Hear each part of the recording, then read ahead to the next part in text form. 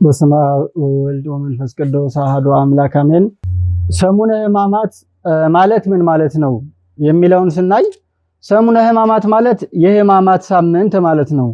የመታመም የሕማም ሳምንት ማለት ነው። እንግዲህ ይህ ሳምንት በተለየ ሁኔታ ከሆሳዕና ዋዜማ ጀምሮ እስከ ትንሣኤ ዕለት ክርስቶስ እስከሚነሳ ድረስ ያለውን ያቺ ትንሣኤ ብለን እስከምናከብርባት ያለውን ሳምንት በሙሉ ሰሙነ ሕማማት እንለዋለን። ሰሙነ ሕማማት የሚለው ለሰው አይደለም፣ ሐመ ታመመ ከግስ የወጣ ነው። ይህን ሕማም ስናስብ የሰውን ሕመም የሌላ ሕመም የምናስብበት አይደለም። ጌታችን አምላካችን መድኃኒታችን ኢየሱስ ክርስቶስ የታመመበትን ለማሰብ ነው ይህን ሰሙነ ሕማማት የምንለው። ይህን ሰሙነ ሕማማት ስንል ደግሞ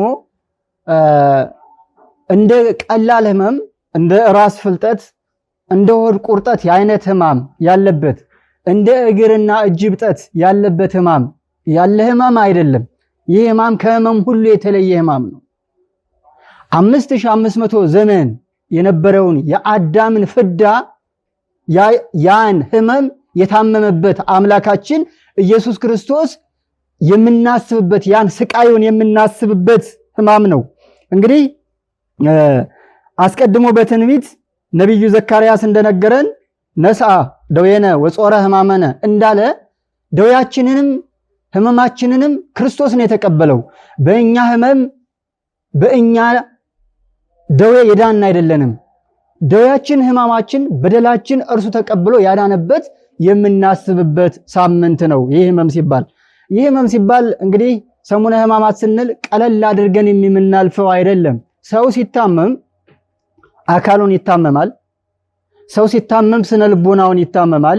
ሰው ሲታመም መንፈሱ በራሱ ይታመማል። ሰውን ለማሳመም ደግሞ የሰው ልጆች ብዙ ዘዴ ይጠቀማሉ። አንደኛው ሰውን በመደብደብ እናሳምመዋለን። በሌላ በኩል ሰውን በመስደብ እናሳምመዋለን። ሰውን የሚፈልገውን ነገር በመከልከል እናሳምመዋለን። ይህ ሁሉ ሕመም በክርስቶስ ላይ ተፈጽሟል። በሚያሳዝን ሁኔታ ይህ ሁሉ ሕመም በክርስቶስ በጌታችን በአምላካችን በመድኃኒታችን በኢየሱስ ክርስቶስ ዘንድ ተፈጽሟል። ያልተፈጸመ ሕመም የለም። አንደኛው እንግዲህ ክርስቶስ የመጣው እኛን ፍለጋ ነው። ከሰማየ ሰማያት ሲወርድ ከድንግል ማርያም ሲወለድ ምንም ሽቶ አይደለም። እነግሥ አይል ንጉሥ ነው፣ እከብር አይል ክቡር ነው ጌታችን። ይሾሙኛል አይልም፣ የሚሾም የሚሽር እሱ ነው። ያከብሩኛል ብሎ አይደለም፣ ክቡር የሆነ አምላክ ነው። ባለጸጋ ለመሆን ገንዘብ ለመፈለግ አይደለም የመጣው። ባለጸጋ አምላክ ነው። በአል ዘኢይለቅህው የሚባል የማያበድሩት ባለጸጋ ነው ጌታችን። ግን ደግሞ እኛን ለመፈለግ መጣ። እኛን ለመፈለግ ሲመጣ እኛ ታመናል። የኛን በደል እኛ በድለነው እኛን እሱን በድለነው እሱ ራሱ ክሶ ሊታረቀን መጣ። ቸር አምላክ ነው፣ ክብርና ምስጋና ይድረሰው። ይህን ሕማም ነው ይህን ሳምንት የምናስበው። ከባድ ሕማም ነው። አስቀድሜ እንደነገርኳችሁ ሰው ሲታመም ብዙ ነገሮችን ይታመማል ብያችኋለሁ። እኛም ሰውን ለማሳመም ብዙ ነገሮችን እናደርጋለን። አንደኛ ሰድበን እናሳምማለን። ክርስቶስን ሰድበውታል። አንተ ምንም የማታውቅ በሕጋችን የማትገዛ ወልደ ዮሴፍ እናቱና አባቱን ስናውቃቸው እንዴት ንጉሥ ነኝ አምላክ ነኝ ይላል እያሉ ሰድበውታል። ከቅድስት ድንግል ማርያምን እንኳን በድንግልና መወለዱን አላመኑም። በንጽህና በቅድስና መወለዱን አላመኑም፣ ሰድበውታል። እኛ ሰውን ሰድበን እንደምናሳምመው እሱንም ሰድበውታል። እኛ ሰውን የሚፈልገውን ነገር ከልክለን እናሳምመዋለን። የሚፈልገውን ነገር ክርስቶስ ደግሞ የሚፈልገውን ጥሩ ነገር ከለከል ነው። ጽድቅን ከለከል ነው። ከኛ የሚፈልገው መመለስ ነበረ፣ ፍቅር ነበረ። ፍቅርን ከለከል ነው። የሰው ልጆች በጥላቻ ተቀበሉት። ይህ ብቻ እንዳይመስላችሁ የመጨረሻዋን እንኳን በዕለተ ዓርብ በተሰቀለ ሰዓት ሌላ ነገር አልጠየቃቸውም። ጠማኝና አጠጡኝ እንኳን ቢላቸው ውሃን በደመናት ላይ ቋጥሮ ዝናብን ለሚያዘንብ አምላክ፣ ቀላያት የሱ ለሆኑ አምላክ፣ ባህሮች ወንዞች ለሱ ለሆኑ አምላክ ግን መራራ ሐሞት አጠጥተውታል።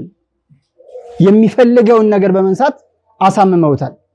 በሌላ በኩል ሰውን ቅድም እንደነገርኳችሁ በስነ ልቦና እናሳምማለን። እሱ በዚህም ሞክረዋል፣ አይሆንም እንጂ ክርስቶስ ሁሉን የሚያውቅ ነው እንጂ። ሌላው ግን የከፋው ነገር አካል በማጉደል በመደብደብ እኛ ሰውን እንደምናሳምመው እነሱም ይህን ነገር ተጠቅመውታል። ክርስቶስን ደብድበውታል፣ አሰቃጭተውታል። ይህን ሕማም ነው ሰሙነ ሕማማት ብለን የምናከብረው። እንዴት ብለው አሰቃዩት ካልን እንደ ሰው ቀለል አድርገው እንዳይመስላችሁ። ሰው ሲደበደብ ቀላል አድርገን እንደበድበዋለን። እሱን ግን እንደዛ አይደለም። በድብደባ ሰዓት 6666 ግርፋት ሲገርፉት አንዱ ግርፋት አንድ ሰው የሚገል ግርፋት ነበረ። ጽናቱ የተነሳ ከክብደቱ የተነሳ በጥፊ ሲመቱት እጃችን ያመናል፣ እጃችን ይሄ ጋራ በትር እንዳይሆንብን ብለው ጠፍጣፋ ድንጋይ አንስተው ፊቱን እየጸፉ ይመቱት ነበረ እንዲታመም። ጌታችን አምላካችን ኢየሱስ ክርስቶስን በግርፋቱ ዕለት ደሙ ስጋው አልቆ አጥንቱ እስከሚታይ ገርፈውታል። በዚህ አሳምመውታል። ይህን ሕማም የምናስብበት ሰሙነ ሕማማት ይባላል። ከዚህ በላይ አድርገዋል። የመጨረሻውን የክፋት ጥግም አድርገዋል። በሰሙነ ሕማማት ወቅት የመጨረሻዋን የክፋት ጥግ ማለት ምንድነው? የሰው ልጅ ደብድቦ ይተዋል። አይሁድ አንድ ሕግ ነበራቸው። በኦሪት ሕግ አንድ ኦሪታቸው እንዲትላለችና 40 ይገረፍ ይለቀቅ፣ አሊያም ደግሞ 40 ሳይገረፍ ይሰቀል የሚል ነበረ። የሚገረፍ አይሰቀልም፣ የሚሰቀል ደግሞ አይገረፍም ነበረ። በክርስቶስ ግን ሁለቱንም ፈጸሙበት። አይሁዶች ጌታችን ከያዙ በኋላ ሕጋቸውን አፍርሰው ገርፈውም ሰቅለውታል። ሁለቱንም ደግሞ አፍርሰዋል። እንዴት ካላችሁ አንደኛው የግርፋታቸውንም ሕግ አፍርሰዋል። ኦሪት በሕጋቸው መሰረት 40 ነበር የሚገረፈው። ክርስቶስ ግን 40 ሳይሆን 6666 ግርፋት ገርፈውታል። ይህን ያክል የግርፋቱን ሕግ በራሱ ሽረውታል። የተገረፈ አይሰቀልም የሚለውም ደግሞ ሽረውታል። ክርስቶስን ሰቅለውታል። በመስቀል ላይ እንዲውል አድርገውታል። እንግዲህ አይሁድ በመስቀል ላይ የሚያውሉት ወንጀለኞችን ነበረ። ክርስቶስ ግን ወንጀልም ያፈረሰውም ሕግ አልነበረም። እኛን ሊፈልግ እኛን ለማዳን ነበር የመጣው። ነገር ግን እነሱ ሕማሙን ለማብዛት ገረፉትም ሰቀሉትም። ይሄን ነው የምናስበው። እንግዲህ ሕማማት ስንል ይሄን ሕማም ነው የምናስበው። በመስቀል ላይ መዋሉን፣ መገረፉን፣ መንገላታቱን አምላክ መሆኑ ሆኖ እያለ እንደ ሰው ለኛ ብሎ መገረፉን፣ መንገላታቱን፣ መስቀል መሸከሙን፣ እርጥብ መስቀል መሸከሙን፣ ላቡ እየተንጠፈጠፈ ደሙ መሬት እየነጠበ እርጥብ መስቀል አሸክመውታል። ጭካኔያቸው እስከዚህ ድረስ ነበረ። ይህ ብቻ እኮ አይደለም፣ ላቡ እየተንጠፈጠፈ አይደለም። እሱ ብቻ እንዳይመስላችሁ፣ መስቀሉ ከሱ ላይ ሲወርቅበት እንኳን ተነሳ አንተ እያሉ ይገርፉት ነበረ። እርጥብ መስቀል አሸክመው የሚገርፉ። ይህ ብቻ አይደለም። ምን አደረጉ? መስቀል አሸክመው ከኋላና ከፊት ሆነው ክርስቶስን አሰሩት። ከፊትና ከኋላ ሆነው ካሰሩት በኋላ ምን ያደርጋሉ? የፊተኞቹ በደንብ ይስቡታል። ከዚያ በኋላ ክርስቶስ ወደ ፊት ለፊት ሲወርድ መስቀሉ ከሱ ላይ ይወርቅና ክርስቶስን ይቀጠቅጠዋል፣ ይደበድበዋል። እንዲሁም ደግሞ ተነስ እንጂ ብለው እነዛኞቹ አንስተው የኋለኞቹ ሲስቡት ደግሞ ወደ ኋላው ይወርቃል። መስቀሉ ጀርባውን ይቀጠቅጠዋል። በፊት ለፊት ላይ ፊት ለፊቱን፣ ልቡን፣ ግንባሩን፣ የፊት ለፊት አካሉን ይቀጠቅጠዋል። ወደ ኋላ ሲወርቅ ደግሞ የኋላውን አካሉን ይቀጠቅጠዋል። እንዲህ እያደረጉ እስከ ቀራንዮ አደባባይ የሚሰቀልበትን መስቀል ራሱን አሸክመው የወሰዱበት ነው። ይህ ለማን ነው ከተባለ ለኛ ነው። ይህን ሕማም የምናስብበት ነው። ይህን ስንነግራችሁ እንግዲህ እንደሚታሰበው ምዕመናን፣ ይህን ስንናገር ስለ ሕማማቱ ስናወራ የአይሁድን ክፋት ለመናገር አይደለም። ይህ ሕመም ክርስቶስ የታመመው ለማን ነው ነው ጥያቄው። እዚህ ላይ ነው። ስለ አይሁድ ክፋት፣ ስለ አይሁድ ምቀኝነት ተርከልን ተው አይደለም። ይህ ሁሉ ሕማም የተቀበለው ለኛ ነው፣ ለራሳችን ነው፣ እኛን ለማዳን ነው።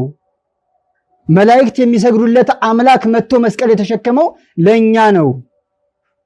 መላእክት በኪሩቤል ላይ ተቀምጦ ዘወትር ቅዱስ ቅዱስ እየተባለ የሚመሰገን አምላክ መጥቶ በመስቀል ላይ የተሰቀለው ለኛ ነው። ይህን እንድናስብ ነው። ሕማማቱን ስናስብ ስለነሱ ክፋት አይደለም ማሰብ ያለብን። እኛ እንዴት ብለን ሕማማቱን ማክበር አለብን? ስለ እኔ ነው፣ በእንተ ኃጣውኢነ ነው። ስለ ኃጢአታችን ስለ በደላችን መጥቶ እርሱ ተሰቀለልን፣ ሞተልን፣ በሞቱ ሕይወትን ሰጠን። የክርስቶስ ሕማም የክርስቶስ ግርፋት በቁስሉ እኛን ፈወሰን። ይህን ነው ማሰብ ያለብን ማለት ነው። በዚህ በሰሙነ ሕማማት ይህን ሕማማት በሰላም አሳልፈን ሰግደን ከአባቶቻችን ጎን ሆነን የክርስቶስን ሕማሙን ስቅለቱን አስበን የክርስቶስን የመስቀሉን ያንን ስቃይ አስበን ለትንሣኤው ደርሰን በትንሣኤው እንድንስቅ የክርስቶስ ፈቃዱ ይሆንልን።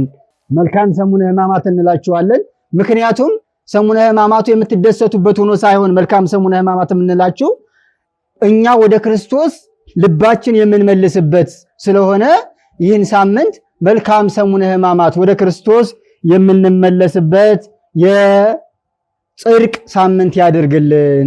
ለብርሃነ ትንሣኤውን በሰላም ያድርሰን።